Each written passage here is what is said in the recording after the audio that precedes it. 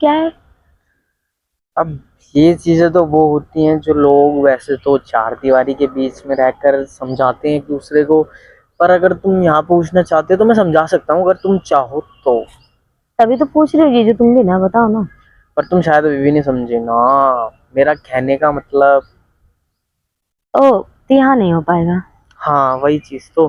पर ना मेरे पास कुछ है जुगाड़, जहाँ चार दीवारी भी कह सकते हैं उसे, वैसे टाइप की सच चीज में? क्या बात है, है। कौन सा जुगाड़ है जीजू, जल्दी दिखाओ ना। ऐसे नहीं दिखा सकता ना। फिर क्या तो जीजू, तुम डर तुम गए तो। कैसे दिखाओगे? नहीं डरूंगी।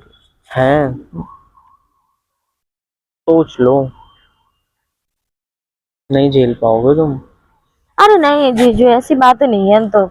हम भी पक्के खिलाड़ी हैं, झेल लेंगे, चलो ना। पर वो कैसे झेलोगे तुम? अरे तुम पहले चलो।